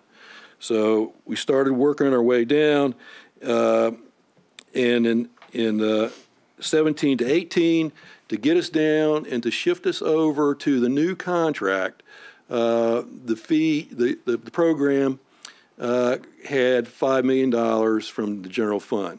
This year, we were under the new contract at $65 a ton. We're driving down so that the general fund will not support the enterprise fund, and the goal is to be independent. Okay, this is the first model we looked at, and this is based on the $23 fee. If you look at 19, everything is pretty much the same, but we lowered our capital outlay from 2.2 down to 1.5. And what we wanted to do is take a look and see what the expenses were with respect to the revenues. And again, you can see we're short $1 million. The interesting thing is we do have some undesignated fund balance, but if you move to the right, you'll see that we start to go in the red on our fund balance, and we really want to have a fund balance to current year expenditures of about 25%. Our benchmark is the Public Utilities Fund. But you can see year 19, we're at 3%, and then we just start to go negative throughout the years. Next model, we just added the dollar in FY19 to give us a fee of $24.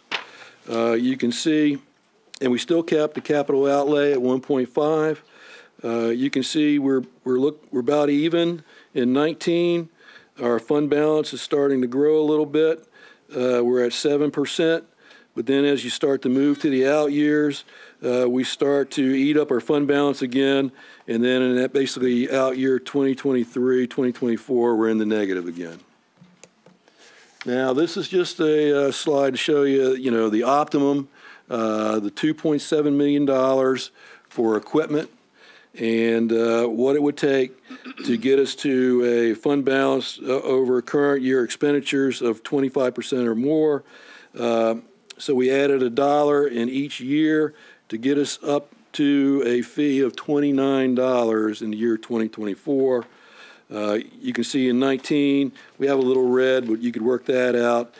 But the fund balance starts to grow, our percentage starts to grow, and in 2024, you could potentially have an enterprise fund that would be stable into the future.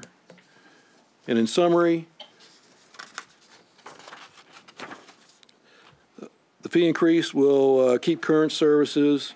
It will reduce the equipment replacement cycle, or it'll reduce the amount of equipment, but it will increase the replacement cycle. And additional fees will be needed in the future to sustain the waste management program. But the critical thing here is future revenue requirements are dependent on SIPSA budgets. In other words, SIPSA could come in and they could potentially reduce their tipping fee, which may impact what we will need in the future. All right, great presentation. Shannon.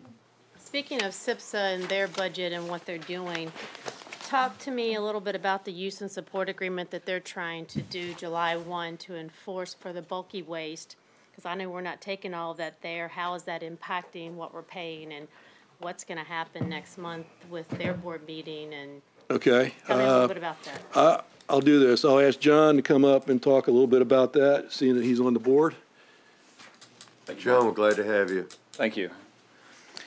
Actually, there's a board meeting tomorrow, and that so SIPS's budget will be presented tomorrow. The bulk item pickup is one of the items that that'll be included on that.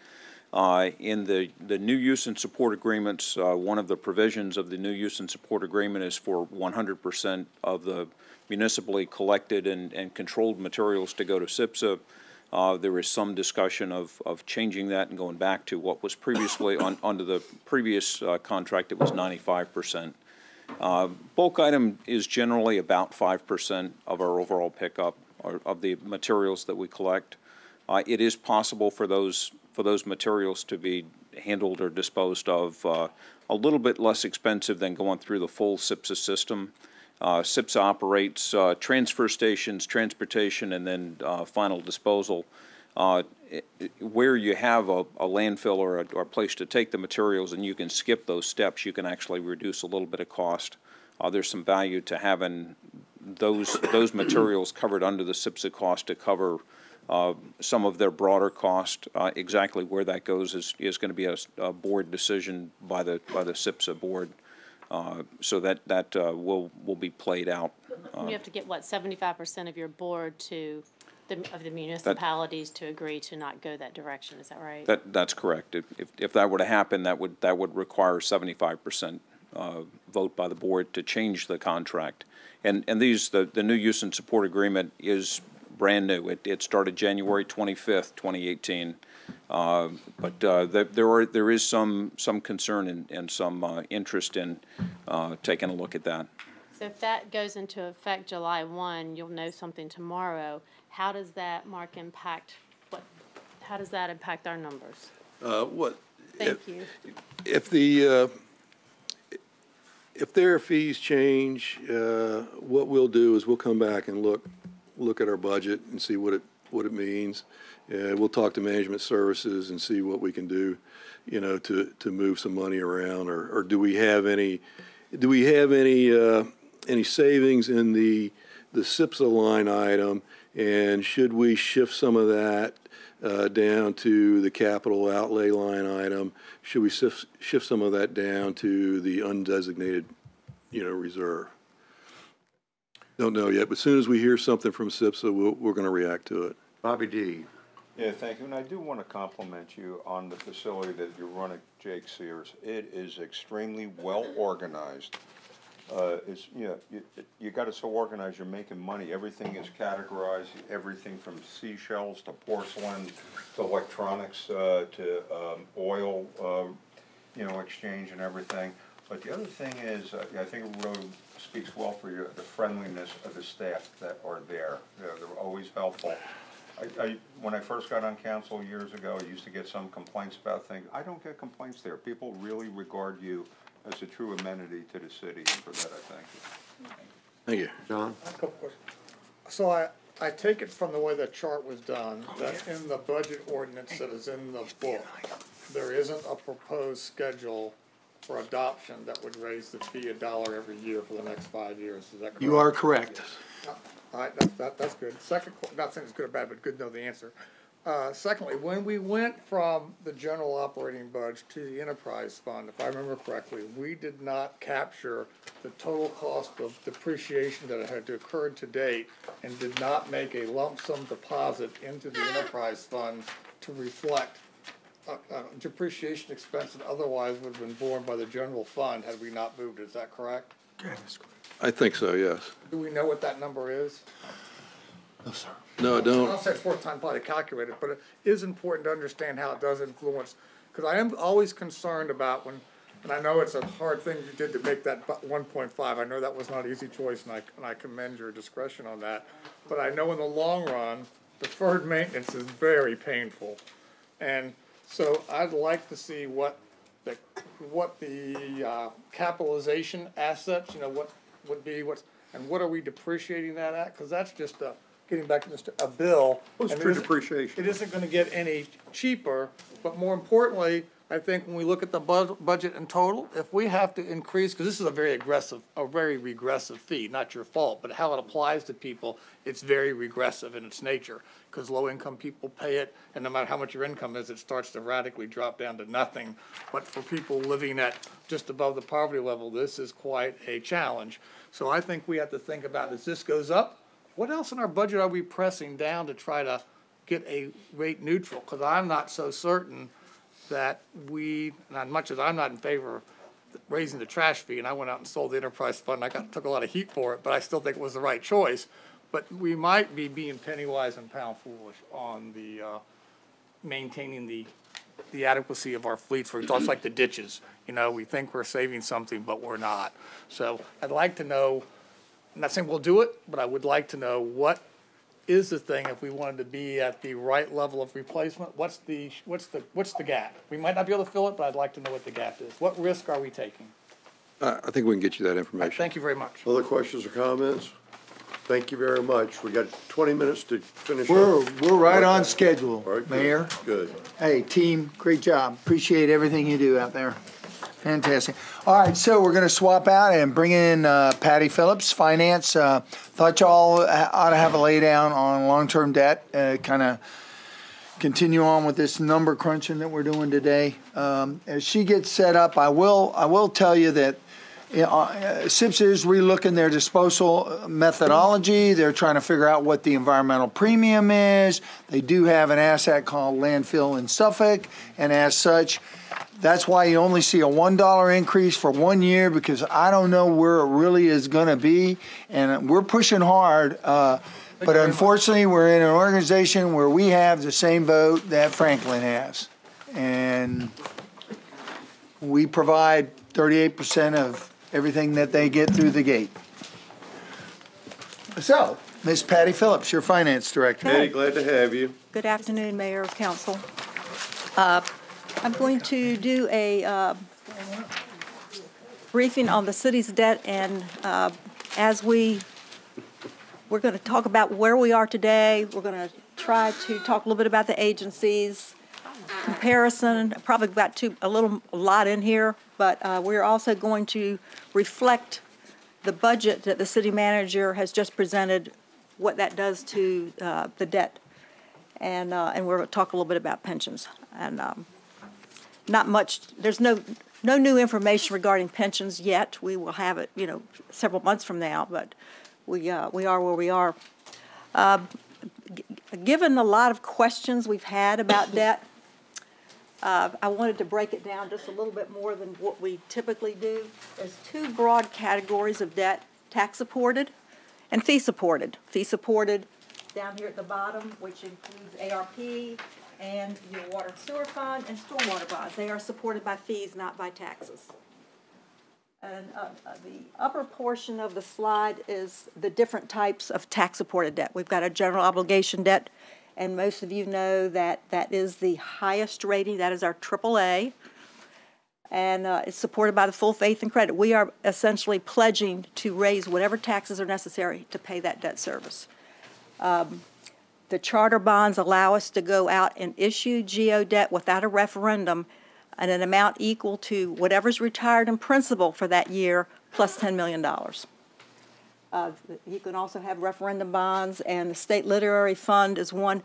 We usually can get better rates than the State Literary Fund. We haven't used it in a while, but that's out there. Appropriation-backed debt. That is subject to annual appropriation, not full faith and credit. So that's going to be a notch or two below the GO. It's going to be AA plus in most cases. That's going to be lease purchases, capital leases, and we also use public facility revenue bonds that we use our development authority. We do count that as our debt. So despite what some people may think, it is our debt, but it's the way it's structured that's a little different. So with that, let's walk into, and I'll talk a little bit more about ratings. This is, I know, a busy slide, but this is our full debt at the end of June 30th, 2018. We know we will have $1,222.2 million in outstanding debt of all types. When you deduct what we call self-supporting, which is going to be water and sewer, ARP, deduct those, water and sewer, stormwater, and ARP, you come to the $932.1 million. And down here at the bottom, no, thank you.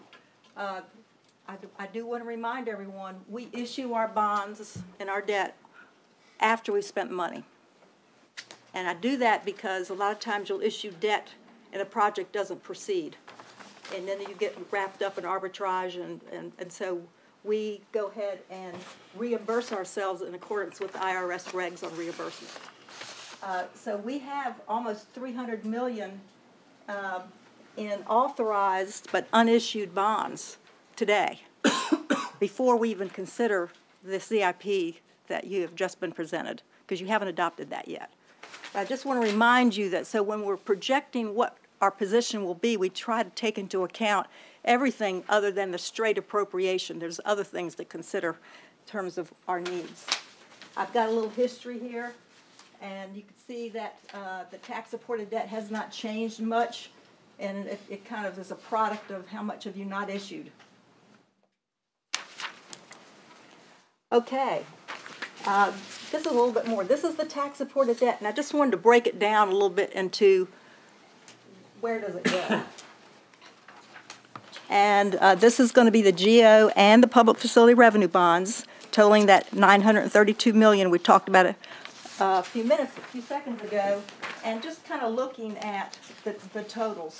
These two alone, roads and schools, are 57% of our outstanding debt, of our tax-supported debt. So that's where it goes. We've got other, buildings, coastal, and so on and so forth. But those are the bulk of where our debt is balanced.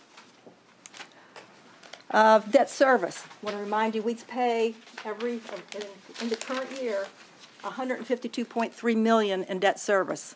And it's broken down. General fund, schools are assigned, Parks and Rec, Special Revenue Fund. The TIP fund has $22 million. Somebody, Mr. Moss, had sent a series of questions. I'm trying to answer what I can but we'll get the rest as soon as we're able. I think that's a tail end of some, the Hurricane Protection Project, just things that were left that we charged to that fund. The TIF, the Town Center TIF, we're paying about $7.8 million that's paid out of that fund. ARP is coming out of the ARP fund. Open space, parking, of course, water and sewer, almost $18 million, and stormwater is $3.4 million. So that's how it's sliced and diced. I think the next chart will kind of pictorially show schools and the general fund are the two largest, and along with the TIF and water and sewer. So just the big picture there. What did we do during fiscal 18 in bonds? We issued new bonds of $101 million between GO, public facility revenue bonds, and we refied general obligation bonds just before the deadline of December 31st. You know, we got notice, I think, in November that we had, you know, basically 6 weeks to get this deal done, and we were able to save $8.3 million. Also during the year, we're retiring of all types almost $100 million in principal. And I can break that down. I think general government is, I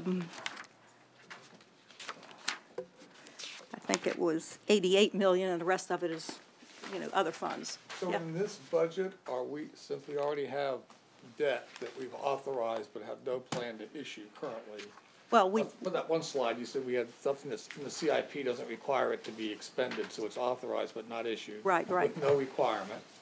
Well, let me rephrase that and make sure I'm very clear. We've issued contracts and we have been spending money, but we have just not reimbursed ourselves to get that. Okay, so earlier I thought I heard you say, which I've just obviously misheard. Yeah. You say that it was authorized but unissued and not involved in the CIP that's before us, and so it's so in fact it really is obligated across those 6 What I years. mean is that has already been authorized, and it doesn't count the stuff that's about to be authorized. Okay, So that would be in addition to. So will this $100 million be in an ordinance to be reauthorized if we're retiring it? I'm just asking that, are we going to be reauthorizing that debt? What's We're going to pay off $99 million. Well, when you do the calculation of charter debt, that's taken into account. But doesn't the council still have to authorize it by a vote? The charter authorization is part of your CIP. Right, but I meant does require a vote. That requires vote. Okay, yes. that's on back. So we'll have that in the packet. We'll be in there. The roughly $300 million has already been authorized, but before we issue it, it will go to council again. So I'll get with you later, Dana. I know what I'm asking. I don't want to bore everybody else. Oh, okay. And just before I leave this one, we were pleased that on these two issues that we were under 3%, and so I don't think we'll be seeing that rate in the foreseeable future. Oh. And just a few comments about the rating agencies. And, you know, you get all the rating agency reports, so I'm not going to rehash those other than they are, you know, we don't have necessarily the same per capita incomes that some localities do. We don't have necessarily the same variety of industries but we do have very strong financial policies, practices, and conservative management approach. They also believe they have watched us going through recessions and how we have the capacity to make adjustments so that we can still meet our financial commitments. Because at the end of the day, the rating is all about not only ability to pay and willingness to pay. And we have demonstrated that by staying strong. We have very strong liquidity, and that enables us to withstand the variability of how we collect our revenues, and we've seen that there is great interest in our bonds. Again, because of the kinds of comments I'm seeing, I wanted to be clear. GO, highest rating, PFRB's appropriation-backed bonds is one notch below. Water and sewer, you see two of the agencies look at our water and sewer system as AAA, and I know that everyone's very proud of that. And in a stormwater, Fitch had called us AAA because they considered the fee something that we could put a lien on the property and get it. So they thought a greater security. We are, by the way, have been asked by Fitch to do they're asking us for a surveillance. You know, they update our ratings whenever we issue debt, but we have not issued the water and sewer and stormwater in 2 years, and their policy is they check on you every 2 years at least. So we are going through that process now.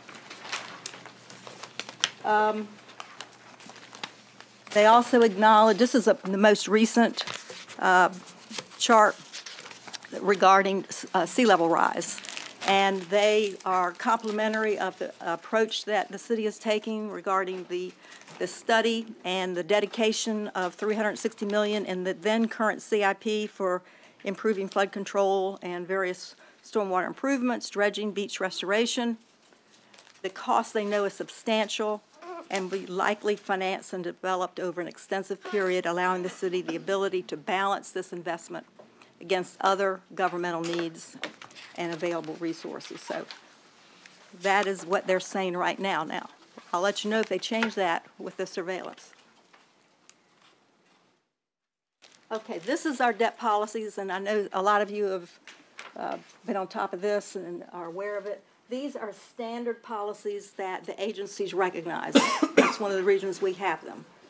The first one is probably the more controlling one, the one we have to pay most attention to. Annual debt service to general government expenditures, no greater than 10%.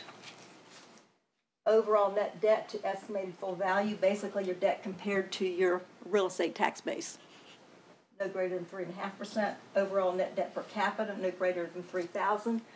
A lot of us have thought that was a very important metric, but in discussions with rating agencies over the year, they consider this much more important than this. Is full value just land like the charter, or land and buildings? Yeah, taxable value. Okay, so it's land and structure. Right, okay. Right. Taxable real estate. Yeah, because the charter is just land. Yeah, that's a different calculation. Overall net debt per capita to per capita, excuse me? I'm sorry. Go ahead. The improvements are real property, so they do get in that, and that's the Constitution limitation. So land and improvements. Land. Thank you for Right, that. and I'm not showing that calculation here, Mr. Moss, because the calculation is such a huge amount of debt that it's really not governing. Yeah. Okay, this is a little bit of a history of how we've changed the two guidelines we pay the most attention to. Debt per capita, 1992, I remember we established that at 1,300. We gradually increased it today at 3,000. While when we first established this indicator, it was 12.1%. As we increased the debt per capita, we dropped to 10%. And that's one of the things that has protected our rating, as opposed to just continuing to raise the debt per capita. Okay, this is busy, and it's a history, and it might be something you want to look at later, but we're starting with the current year, and we are projecting out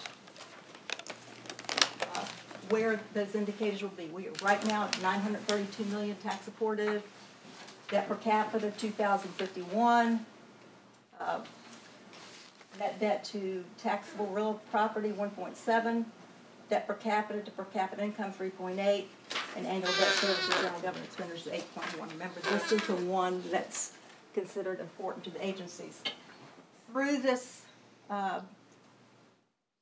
CIP, the 6-year CIP, overall net debt goes to $1,090 million.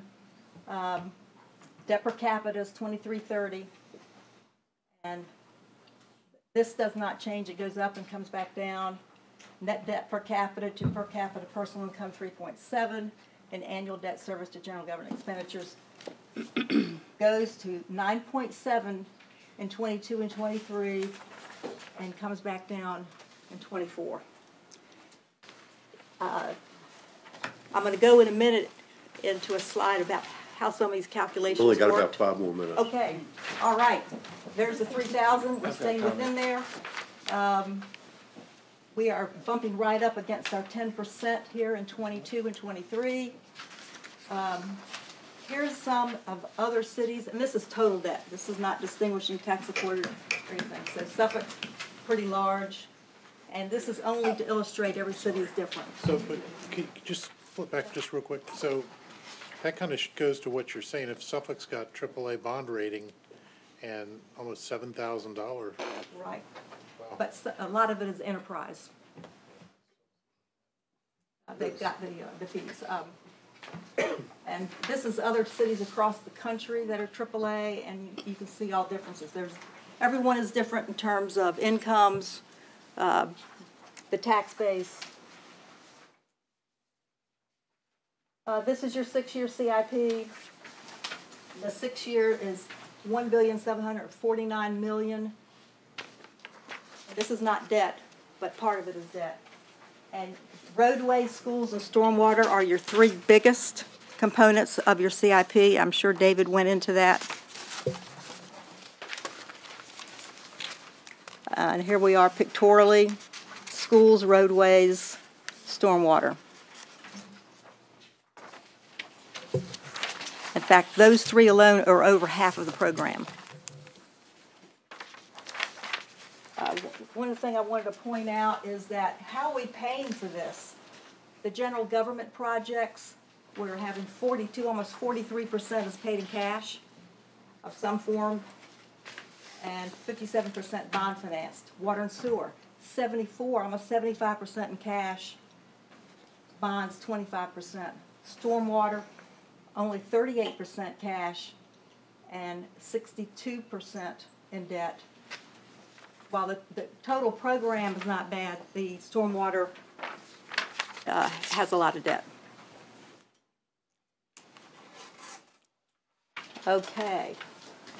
Here's the calculation, John, and you can, maybe we don't go into the detail on this one. I'll catch you later. But basically, we deduct retired debt. We deduct what's refunded. We add back the new refunding debt, the new money. We come back to the new number. Divide by the estimated population, and you get a number.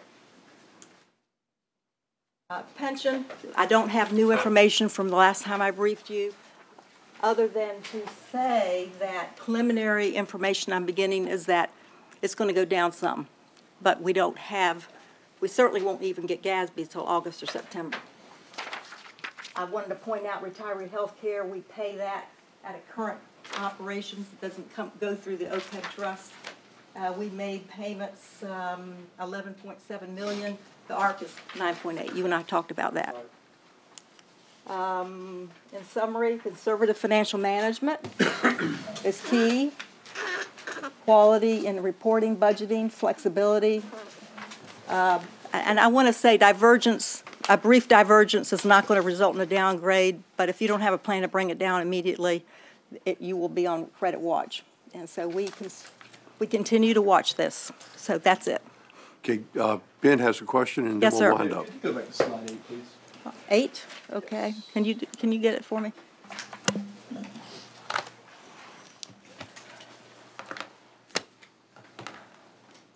So I found this slide very fascinating, and John, I love you, and I know it's Here we go.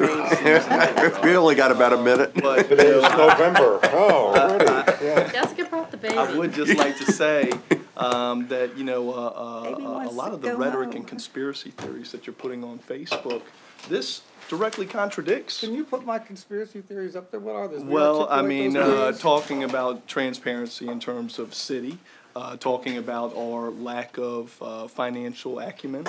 Those are all things that you've discussed on Facebook. I stand by You've those. also, it directly contradicts what you say there. And then not only that, I mean, by fanning the flames of these conspiracy theories, Would you put that in writing and show me what they are versus just generalities? Folks, I want to tell you how much I'm enjoying this, but, it's about 6 o'clock, and I got to go home. I'll be happy to respond. Thank you for your presentation. Yeah, I'm not going to brief the interim because we're that's 6 right. o'clock. Accurate Yeah. information. We'll adjourn, thank you. Now, my post of my friends might not have, but look at what I said.